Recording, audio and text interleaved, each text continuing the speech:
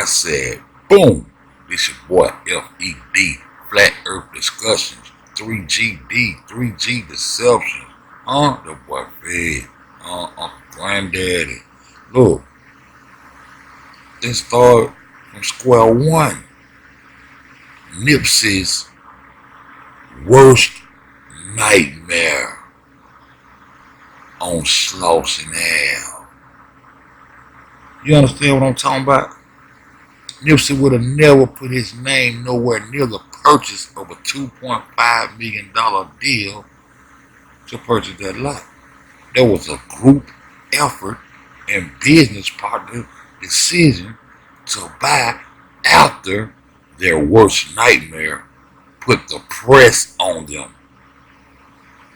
Like David Gross said, for damn near a decade. You dig what I'm saying? You see this lady right here, Mary Claire, what is her name? Molinder. This is Nipsey's worst nightmare. Yeah, cause she the one who started the Cripnap, aka CNAP. Yeah, she Cripnap. She trying to Cripnap the property, seize the property. That's why they was running up and nip property so much, and that's why they put the press on the property owners to evict Nip. And Nip slapped him in the face when he turned around and became the owner of the property, which he should have held down to see what the next chess move was gonna be. You understand? And don't let them know that David and him in cahoots. Watch they moves. Because there was a slap in the face, because this CNAP has deemed this property infested. Infested with what, Fed? Infested with gang, drug, and other criminal activities. Who is so infectious? Nipsey Hussle. So in order for this building to prosper, Nipsey was going to eventually have to get out of the way. Because he wasn't going to never stop cripping. Because as we all know, Nipsey was cripping crazy. Yeah, you need to go read this CNAP, man. This Cripnap. I call it AKA Cripnap, right? And this lady right here is the one who started. She's the assistant city attorney who started this CNAP program with Falcon, focus attacking Lincoln community organizations and neighborhoods, right?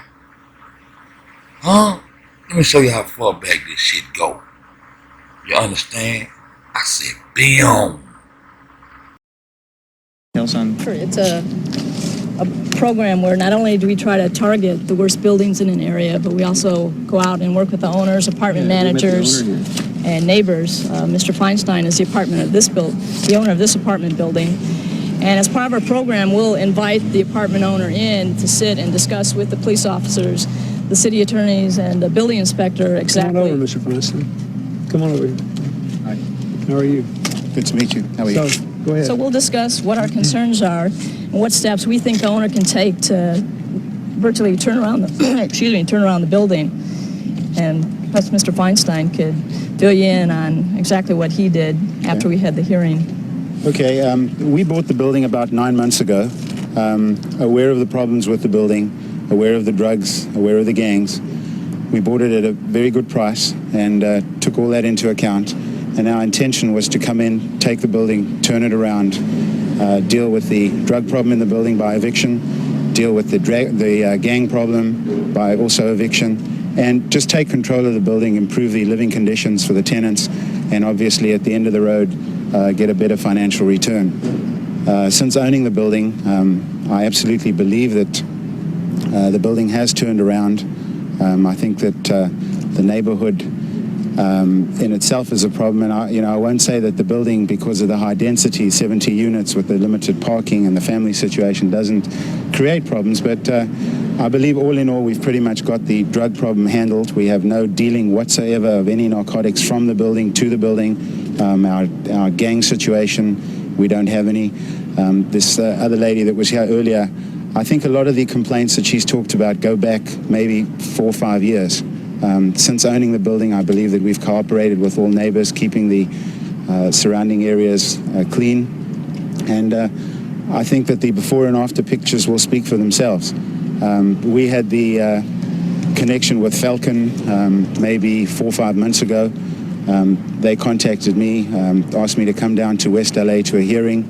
At the hearing, the problems of the building were discussed, all the options were discussed, and I was advised as to what would be required in order to keep the city and all the city government people from basically making it impossible to operate the building because of conditions in the building. And I think we've showed Falcon, the city, and everybody concerned that we by no means have continued the pattern of the previous owners. And I think that if you should like to, I think there are tenants in the building that'd be quite happy to talk to you about conditions prior to us taking the building and conditions that you'll find in the building right now. And to give you an idea, this was a computer printout of all the criminal activity we had in the last 2 years at this building, ranging from drug sales to assault with a deadly weapon, vandalism. And since the Falcon program has been working here, this is all that we have thus far. Just 2 cases, and they really involved incidents in front of his building. One of them was a drunk driving. So Mr. Feinstein has done a fine job of turning the building around. Look here, I don't know where y'all from, but these people been taking properties, seizing properties and assets for a long time. Now 3 of these organizations had already been together since '92. The Los Angeles Police Department, the Los Angeles City Attorney, and the Building and Safety, Planning, and Housing. Those 5 organizations been doing their thing by seizing properties and putting the pressure and targeting people who's on property that they want, that they consider to be a nuisance. Nipsey was a nuisance to them. But here, I'm going to debunk with just this short clip of Nipsey. All of you people said Nipsey don't know nothing about the marathon campaign. All you people said Nipsey didn't know that David Gross was talking about tearing and building down and renovating. So what? That he gave him a final look. He ain't know. Man, no. It's going to debunk you. Just listen to this clip. They been in the real estate, but they was renting the Marathon store. Peep gang. The real estate thing, like, I didn't really know that about you. When did you start doing that, actually? I mean, we've been trying to expand the real estate thing. We own real estate for a while, but we've been trying to expand on it and really make it into something that bring in something decent, you know, consistently or just on a monthly basis as landlords. So, you know, we got the shopping center that the Marathon store is in recently. Yup. And so I think, you know, they wrote an article about that and just talked about... You guys expanded it and reopened it, correct? Yeah, so it's 2 different things. We renovated the space and created the Marathon store, but then we just bought the building recently. So you bought the building. Yeah, we bought the whole building, yeah. So the vision with that, we gonna end up rebuilding that and just renovating that whole building and building residential on top. But for now, you know, we opened up a barbershop there, a new barbershop, a new restaurant. We got the Marathon store, we got a cell phone shop, and then we got like 3 other tenants that, you know, been there for years. So the vision with that, we gonna end up rebuilding that and just renovating that whole building and building residential on top. So the vision with that, we gonna end up rebuilding that and just renovating that whole building and building residential on top. This man just said they own real estate for a while. He been in the real estate game. But the Marathon store was being rented, and the CNAP put the pressure on the previous owners to evict Nipsey. You understand? Huh? He just told you he knew the plans.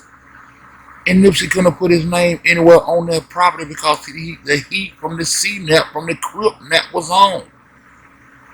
They would have easily came in and ran up in it again and seized his property because he is the infestation of the property. He the one they're trying to get rid of. You understand? He said the vision was to knock that shit down and rebuild that motherfucking put residential on top. What are y'all talking about? Huh? I'm coming back, man. It's gonna be part 1 through probably 10 series is showing you that Nipsey already knew the business and how that paperwork was handled by David Gross. I said, bam.